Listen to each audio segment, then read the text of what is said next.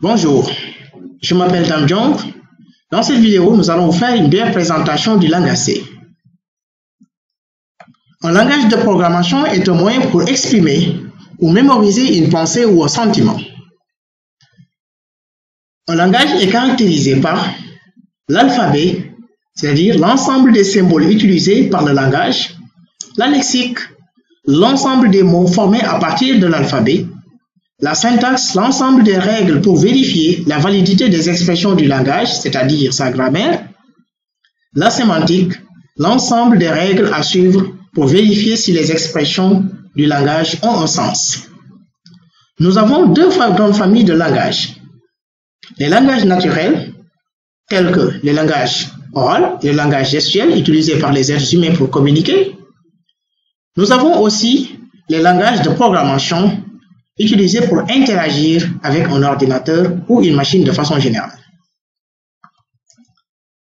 Il existe une multitude de langages de programmation que nous pouvons regrouper dans deux catégories, les langages interprétés et les langages compilés.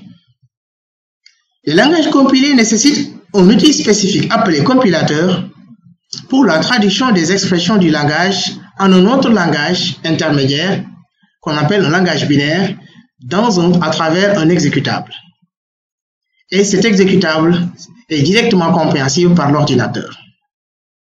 Quelques exemples de langages compilés: le langage C qui fait l'objet de ce MOOC, le langage C++, Java, etc. De notre côté, nous avons maintenant les langages interprétés qui nécessitent un programme spécifique appelé interpréteur qui permet de traduire directement le code source et cela ligne par ligne en instructions compréhensibles par l'ordinateur. Nous avons quelques exemples de langages interprétés, le langage Python, le langage Bash, etc. Nous allons faire ici un peu d'histoire du langage C. Le langage C a fait son apparition dans les années 1970. Il a été développé dans les laboratoires de Bell par Dennis Ritchie et Kenneth Thompson. En 1978, Kernighan et Ritchie publient un ouvrage qu'ils ont intitulé Le langage C. Et c'est à travers cet ouvrage que fut publié le premier standard du langage C appelé le KRC, plus connu sous le nom de C traditionnel. Ensuite, nous avons une deuxième version du C qui a été publiée par ANSI en 1989, qu'on appelle la version C89 ou C ANSI. Et enfin, nous avons la troisième version du langage C qui est publiée par l'ISO, l'organisme international de standardisation, qui s'est basé sur les travaux de ANSI pour publier en 1999 le C90 ou C ISO. Le langage C est un langage impératif, déclaratif et fortement typé, c'est-à-dire que les données manipulées, en plus d'être déclarées, sont membres d'intervalles de valeurs bien définis.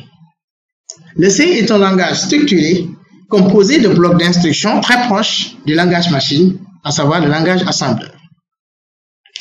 C est un langage souple, modulaire et portable. Un programme peut être décomposé en sous-programmes. Un programme C aussi peut faire appel à d'autres programmes ou d'autres modules de programme à travers des librairies, internes ou externes.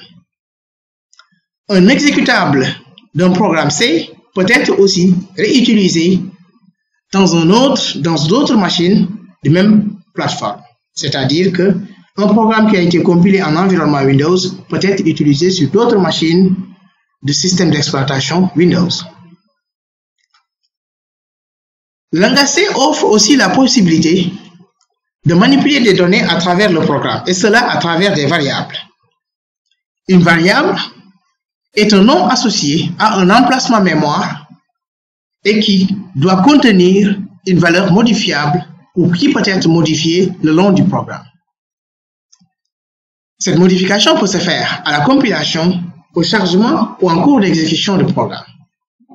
Une variable est caractérisée par sa dimension et sa représentation binaire.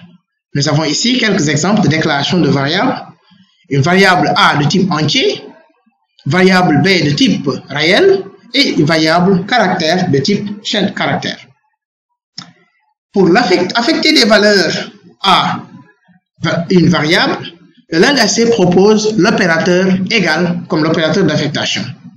Et donc, pour associer la variable A à la valeur 2, nous avons A égale 2. En plus de la possibilité d'utiliser des variables et de leur affecter des valeurs, le langage C offre la possibilité de structurer nos programmes.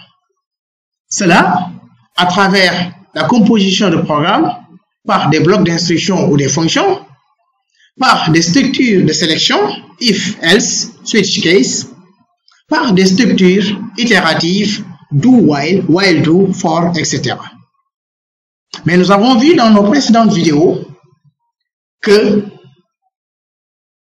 il est recommandé que nos programmes et nos algorithmes soient cohérents et faciles à lire. Pour cela, nous avons besoin d'indenter les programmes, mais aussi d'inclure des commentaires. C offre deux types de commentaires. Les commentaires sur une seule ligne, commençant par 2 slash, et les commentaires sur plusieurs lignes, encadrés par slash étoile et finalisés par étoile slash. Nous avons, comme tous les autres langages, le langage C qui a un certain nombre de mots qui sont réservés. Et ces derniers sont présentés dans ce tableau. Cela signifie que ces mots qui sont dans ce tableau ne peuvent pas être utilisés comme nom de variable, comme nom de fonction ou comme nom de constante. Donc, ce sont des mots qui ont une signification spécifique au langage. À présent, nous allons voir comment passer d'un problème vers maintenant un programme C et comment exploiter ce programme. La résolution d'un problème passe par différentes étapes, notamment l'analyse, le codage et l'exécution. À l'analyse, nous obtenons un pseudocode ou un organigramme qui, la traduction dans un langage, nous permet d'obtenir un programme. S'il s'agit maintenant le langage cible et le langage C, nous obtenons maintenant un programme C dont le code source est contenu dans un fichier source qu'on appelle un fichier d'extension .c ou un fichier C.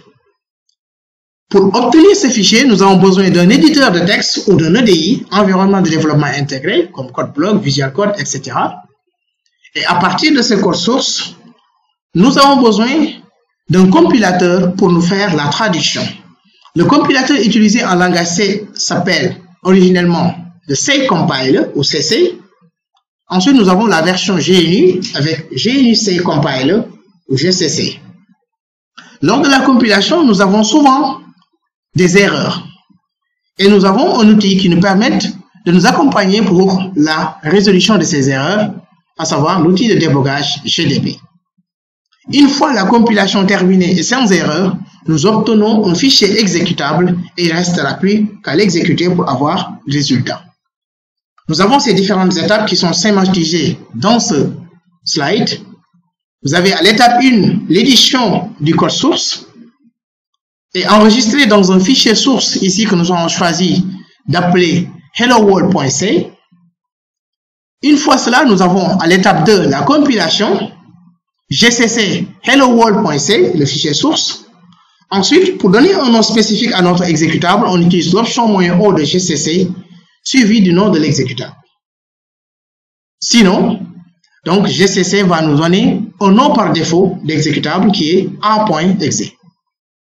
Et une fois l'exécutable obtenu, il ne restera plus qu'à exécuter pour voir les résultats, / le nom de l'exécutable ou on appelle directement le nom de l'exécutable. En résumé, nous avons fait une brève présentation du langage C avec une description de quelques-unes de ses caractéristiques et quelques actions de base, à savoir les déclarations, l'affectation de variables, les commentaires et aussi les blocs d'instructions. Dans notre prochaine vidéo, nous allons vous faire une présentation des structures ou des outils d'entrée-sortie. Merci et à bientôt.